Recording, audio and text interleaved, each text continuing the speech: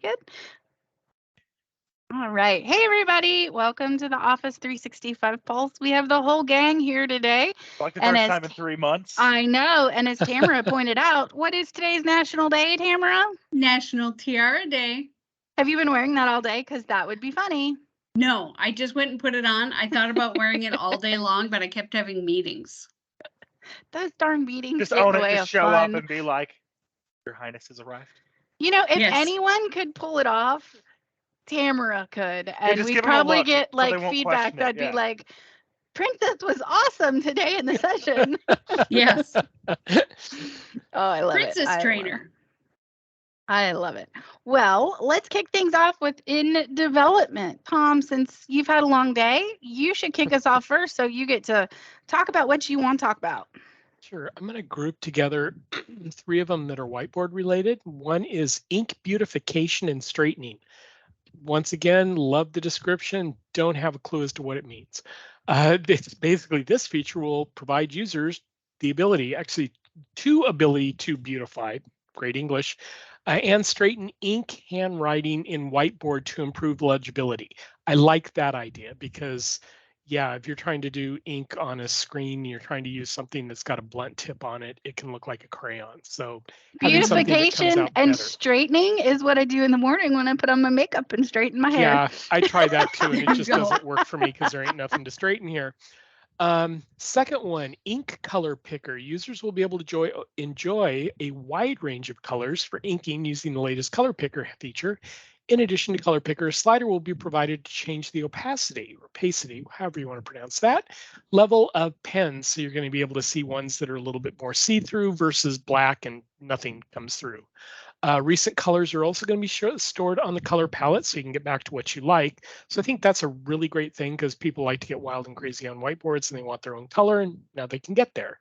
And the final one, the app user interface update. This update will change the Microsoft Whiteboard app user interface for laptops, desktops, and tablets while simultaneously making whiteboarding tools upfront to improve engagement, discoverability, and ease of whiteboarding. I think the entry I saw on the system message thing that came out today on this one was they're going to be basically grouping things differently up on the upper bar and the lower bar so you can find things more easily instead of having to try to go find it wherever it might happen to be stored on whiteboards. So keep an eye open for those. Those are whiteboard, everything but DoD it looks like, and we're talking June for all of those. Actually, GCC High doesn't get the ink beautification. Sorry about that. That's just worldwide. But Tamara, go ahead. Sure. I'll do Microsoft Teams, hide attendee names in webinars. Now, this is a premium option, and organizers can hide the names of attendees from other attendees during a webinar, and only organizers and presenters are able to see the names of attendees. I think this is great if your organization is doing a anybody can come in webinar. It helps protect people's privacy and yet still enables you to gather the information you need to have a productive meeting. I have one. This is the very much move my cheese. This one's going to cause some pain and heartache for people. OneDrive is relocating the sync command. Yeah, what's with in that? libraries? Well, I'm actually kind of glad they're doing it personally because adding a link is much better than syncing in like 98% of my use cases. I don't really need to sync everything locally if I'm always connected. And so, but I want to be able to get to them from File Explorer. So in that case, having a link is a much better experience. And now you can rename the link and everything's great. But the buttons are right next to each other. So my guess is it's confusing to have 2 buttons that kind of, sort of maybe do the same thing together in one spot. And if they move the button, many people might just hit add a link versus sync. And so I just think this one has the potential it's to much cause better. some user. If you're syncing everything, you need all that space locally on your computer too. And as stuff has become more and more cloud redundant, large amounts of storage spaces and laptops is going away. It's fairly common you buy a laptop that doesn't even have a terabyte of space on it anymore, because Yeah. it's not needed. So if you're trying to sync your whole OneDrive folder, you very quickly have a problem. Yeah, and I like sync to everything except for I have 2 folders that I probably would need to access if I was not connected to the internet, but someone needed me to do something for work. So I have 2 folders that I sync, and everything else I link to, and I'm taking advantage of changing the names so I can put like things together and different things like that. So I'm sad about this change because I think it's going to be very hard for users. And I think all of our training is going to get to be updated. Woohoo! But we have that going on. But I think it's going to be one of those ones that you should probably look for, because if a button like that moves, people are going to think it's broken. And then they're Yes. going to think that the functionality doesn't exist, when in reality, it's going to have moved. And then you're going to have to explain why it moved. So you're better off being a little bit proactive potentially about that one. But it's okay. It'll be for the good of the realm, since Tamara is wearing a crown eventually. I So see what you did there. Nicely done. I Nicely did that played. good, didn't I? All right. Adam, what updates do you have that you like? I actually have a bunch because apparently it's the week of Adam and there's a whole bunch of compliance and security updates. So y'all are just going Awesome. to live in my world for a second. So there's several cool things that they added that I wanted to talk about that I thought was, as I was going through and looking at it, just kind of cool as you're going through and looking at it as a whole. So first and foremost, I thought this was really neat. Microsoft Defender for 365, attack simulation training for GCC High. This has been out in commercial for a little bit. The fact that it's coming to GCC High is huge because all of those customers have compliance standards they need to meet that requires stuff like this to be done on a reoccurring basis. What essentially the attack simulator training is it's a tool inside of Defender for 365 that basically gives you the ability to run realistic attack scenarios on your organization. So like, hey, someone's credential got harvested, or hey, someone got access to a user's system like that. And then it tries to go through and do the types of things that it would expect a bad actor that got access to or did something to do, and see if you have vulnerabilities, if you have the appropriate security things in play. The idea being it can help to identify faults in your system, potential weak points in users, stuff like that. I imagine this is going to combine some of the stuff like phishing campaigns that Microsoft can do and stuff like that, to where this will hopefully give you a realistic way to sit down and tabletop not only your incident response plan, which is a requirement of CMMC and a whole bunch of the other standards that people that are on GCCI are looking to meet, but it'll also do stuff to actually give you some internal training to users and stuff like that. So actually super cool tool. Once this goes through and gets into launched, I'm going to be making people on my team go through and do stuff with this, just so they have the knowledge to be able to walk our customers through it as well too, because I see it actually being a super cool thing. There's a couple other things too. There's multiple updates into compliance or Microsoft Purview. I'm not going to go into all of them because that would be a little redundant, but a couple of them that I thought was kind of cool. Specifically, they're now allowing you to leverage advanced compliance classification when you're doing communication compliance. I've talked about this a couple times on the recent shows I've been able to make. Communication compliance is a very big area of insider risk management that Microsoft is investing in right now. Communication compliance is essentially you going through and monitoring the communications and the stuff that's happening internal to your employees to make sure bad shit isn't happening, to make sure that I am not sexually harassing Tom, or that Tom isn't being a bully to random employee X, stuff like that. So it goes in and looks for patterns in communication to kind of try to protect you. What they're now saying with this new update is you're going to be able to extend that to what they consider their advanced classification methods, which is exact data match, which is a fascinating tool set if you've never seen it before, specifically going through for named entities, which are like users basically. So think of like full names, physical address, medical terms, and credentials. So people's login credentials and passwords. Those are all considered advanced credentials or advanced classifications, and those will now be extended under this cover of communication compliance. So cool to see that going through. And the last thing I'll say that I thought was cool before we can move on from there, they also are going to be going through and giving you the ability to configure labels independently on files and emails for the US government cloud. So this is cool, and it only really makes sense if you know the nuance of how Microsoft Information Protection works. Right now, when you go in to create labels on Microsoft Information Protection, you have two options: files and emails, or SharePoint sites and lists. And what you can basically go through and do is choose, I'm going to create a label that's intended for use on files or emails, or do one essentially that's intended for use inside of SharePoint. And they function differently with how they do.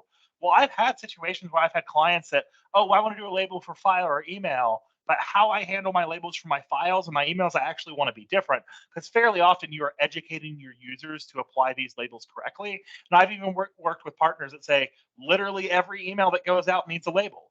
But so the labels that you put on emails when they go out might be different from the labels that you want to label your files with if you're that complicated that you're wanting to have a label go on everything. And right now they're pooled together. All this is going to really do is give you a logical separation between the two of those. So you can have one set of labels specifically for files and one set of labels specifically for emails, rather than having a pool that did both if you wanted. Most customers this will not matter for, but for the ones who have been looking for this, they will be cheering when they see this update. Awesome. Well, thank you for that. I guess we will move to rolling out now. Actually, Oops, do you have another? Go ahead. Go Yep, ahead. got two that I'd like Backing to it throw up. out there. Okay. Ooh, beep, beep, beep. OneNote, editor text predictions. So this is when you're doing content in OneNote, editor text predictions anticipates your writing and suggests a suitable word or phrase in line. This saves time and helps you reduce typos. This is stuff that you'll see like when you're creating emails or when you're doing Word documents or stuff like that. Yeah, it is. And now they're extending it out to OneNote. OneNote has always been its own little beast, and it didn't get OneNote some is of the most cool underutilized product. Like, yes, like but it's so many great. people would yeah, I know so many people would benefit more by using OneNote. Yeah, It's such a good tool. That's a cool one that's going to be coming out June, I think, to everyone. And then the final one I wanted to mention, because it's another part of my world, is Stream updates to the migration tool. So the migration tool, which has been out since February, which started the 12-month counter for migration, lacked a couple of really important features, such as the ability to say in this container, like say all the stuff that's going to go for a particular person or a company-wide channel, I don't want to do everything. I don't want something from 5 years ago that had one view. I want to be able to say only take things from January 1st, 2021 that had at least one view and migrate those. You couldn't do that until this change comes out, which hopefully will be out by the end of June, which then we can start our migration. The other thing that they're also doing is there's something called an orphan container. And an orphan container for videos are videos that they're not assigned to a channel, they're not assigned to a group, and they don't have an owner attached to them. The person is long gone from the company. These orphan videos are like, yep, can't migrate them. Sorry, they're just not going anywhere, which in our case, we had like 4,000 of them. You may not care about the orphan videos because probably people can't go see them anyway. But now they are adding the ability to allow you to migrate orphaned videos into a particular location, whatever you want that location to be. So these are two critical things that, in my opinion, should have been out there on day one before they actually started the 12-month clock. Have you looked to see if they're updating their clock?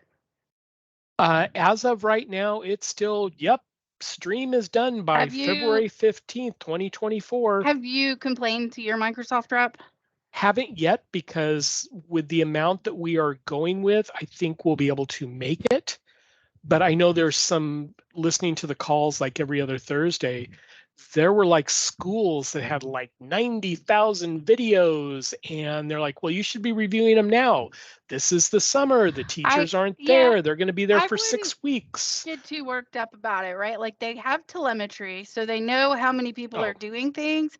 And sometimes they put out those deadlines to see how people respond to those deadlines. Yeah. And then they're not, they'll work. So if you have it, for anyone who's listening, if you have an issue like that, go up through your account reps at Microsoft and pass your disapproval along, and make sure you get heard. Yeah, listening to all the bugs that they've been discussing, week in, week out, I don't see how they avoid pushing it out, say to like the end of 2024.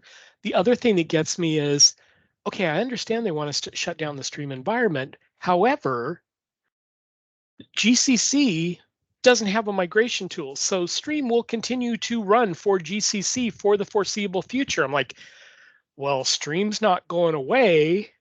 How come everybody's got to be off by 2024 if you're still going to be running your Stream environment out there for one of your government clouds? So anyway, I expect there to be some sort of push out there. But anyway, for this particular entry, this is a critical thing. Once we get that out there, this is going to allow us to start our migration, which will have all kinds of fun things attached to those. So yay. Now you can go on to rolling out. Okay, well, I think this one is fun, and I can't wait till I'm in a meeting and can confuse everyone. But Microsoft Teams, breakout rooms, participant live shuffle. And so there's scenarios where I think that would be great. I did online. I did a mix of online and in-person grad school. And when we were in online and we had classes, we would have discussion groups and different things like that. So something like that, it's a great use I could see case stuff for with like those types of SharePoint things. user groups, stuff like that. Yeah, exactly. There's good use case for it, but for me personally at work, I don't usually have a need for that, but I cannot wait to be in a meeting and just shuffle and just see what happens. Maybe I'll play like the Cupid shuffle. I'll start playing and share the Cupid shuffle and just start moving everybody around. It'll be great fun. It'll be great fun. So that one's coming. I'll pass it to Tamara and she can share with us what's coming. There's not that many, so I don't want to take a bunch. No, there's not. Outlook working hours and location, though. I'm pretty excited about this. Yes. New working hours and location options in Outlook lets people set more flexible working hours each day and then specify the location from where they plan to work. So I'm excited about that because my week is a little weird in supporting people that are overseas on Mondays and Tuesdays. So I'd like to start later those days, but that doesn't keep people from putting meetings on my calendars because they don't know. And it's not fair to ask them to know. So this way they'll know. And then it'll be their fault. What's nice about that one also is that when it's saying, hey, here's the suggested time, the suggested times also take into account, oh, is this a meeting where you have to be there in person, but you've invited somebody who isn't in the office Tuesday, Wednesday, and Thursday? It's not going to suggest a Tuesday, Wednesday, or Thursday time for everybody. It will stick to Monday and Fridays if that's your in-office time. So it'll be interesting to see how that works out, but it's a good thing. Tom, do you have anything else? Yeah, I'm just going to mention one because I really wished we had it and we won't. I know what you're going to add. I know what you're going to mention. Microsoft Teams Intelligent Meeting Recap. This, unfortunately, is a premium offering, which costs much more money. But Intelligent Meeting Recap is a comprehensive AI-powered meeting recap experience that helps users catch up, recall, and follow up on hour-long meetings in minutes by providing recording and transcription playback with AI assistance. This allows users to browse the recording by speakers and topics, as well as AI-generated meeting notes, action items, and mentions. Oh my God, that would be so awesome. I would love to have that. I would love to be able to get into the meeting because they'll say, Tom, take notes. I'm good for like the first 2.5 minutes. And then I start talking and my fingers quit working. And it's like, after the end of the meeting, I'm like, okay, you better recap everything you thought you heard over the last 57 minutes because you didn't take any notes. This, I think, is going to be really cool. It's a great use of AI in the Microsoft 365 environment. And for those of you who are going to have Teams Premium, rock on. This is one I think you're all going to love. Yep. Cool. Well, Adam, do you have anything in rolling out? No, I used up all of my energy on the first time that we went through and did it. So I'm going to just glide on through. Well, Tamara, do you have anything else? If not, we can move on to launched, and I'm going to pass it back to Adam. No, I'm good with that. All right, Adam, tell us what's lunch. They're all admin-y, so I'll just skip right to Adam. And there's all of 2. Count them. Yeah, I'm about to say Yes. there's a ton of them for me to pick too. I'll just go ahead and cover the 2 of them. So one of them, so universal print, which is actually a cool thing. I'm not going to spend too much time talking about it, but universal print has been something I've had a couple clients interested in. They're now adding delegated admin support. So IT pros will be able to delegate rights to administer a select group of printers to another person. So you don't have to be, hey, you can administer everything. Think of like if you're a company that has different office locations and you're managing the printers for them through universal print, you could be like, oh, I'm going to put the IT help desk person, or maybe you don't have an IT help desk person at that location, but you have Dave who's kind of good with computers in there, and so he's the person you call when you need help. You can say Dave's in charge of printers for this area, and that will be fine. So just kind of a cool feature to do to make it easier to administer. Again, more RBAC driven type of roles that are good for security to see. And the other one is Azure Active Directory tenant creation lockdown. This is actually super cool. This new capability will provide admins with the ability to lock down tenant creation, decide whether they want their users to create more tenants or not. We have also created a tenant creator role, which will allow users to assign this role to create new tenants.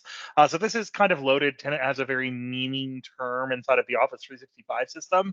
But as you look at Azure Arc and some of the stuff that they're doing for it, you have customers that have multiple tenancies.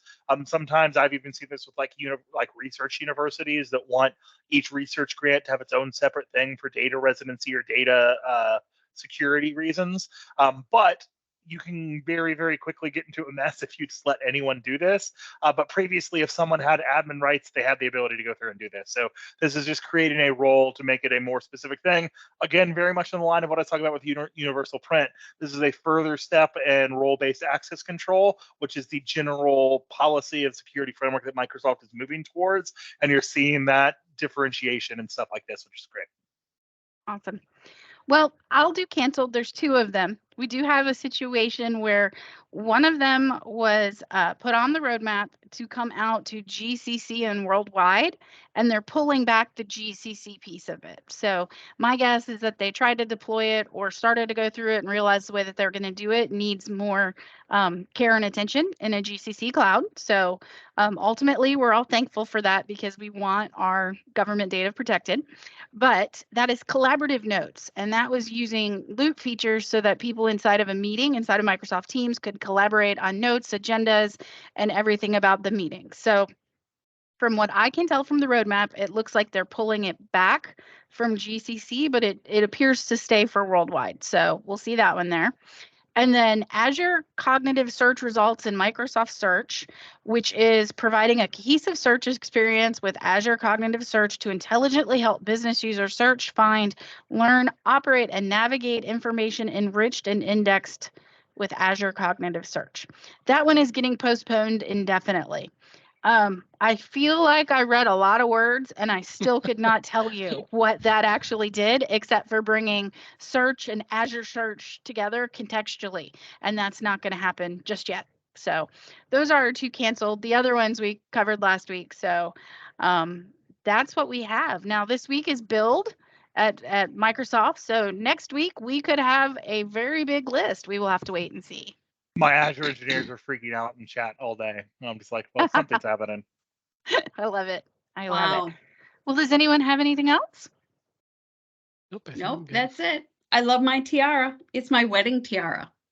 The tiara episode on Big Bang Theory was one of the best that ever existed.